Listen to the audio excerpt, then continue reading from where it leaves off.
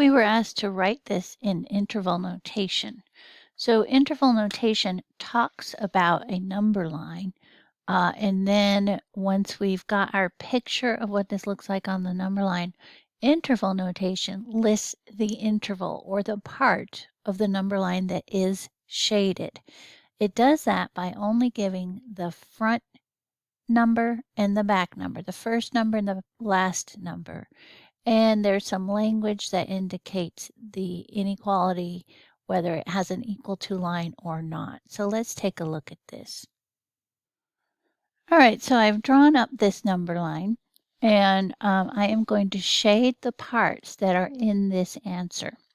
Notice in this problem, x is visually between -3 and 2.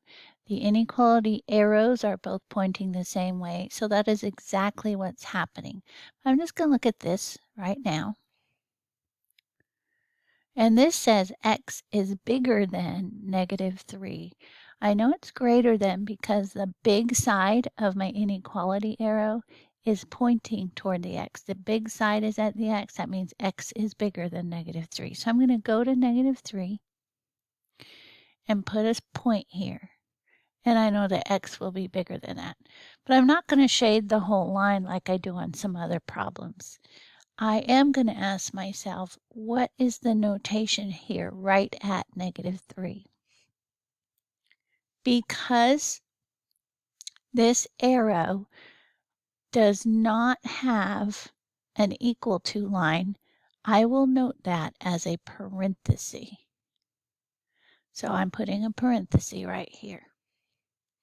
Now, this is saying that x is smaller than, if I look from here to here, the small side of the inequality is pointing to the x. So x is smaller than 2.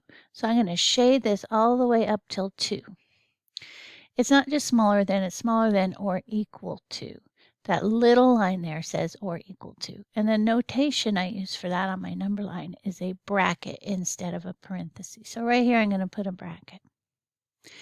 That is the picture of the interval or the piece of the number line that is my set of answers for this problem.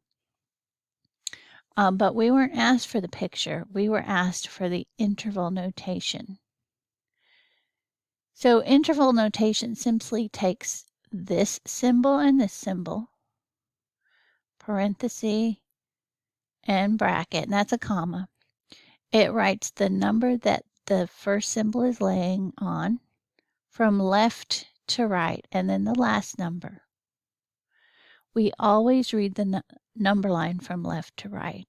So from left, I see a -3, and it's got a parenthesis.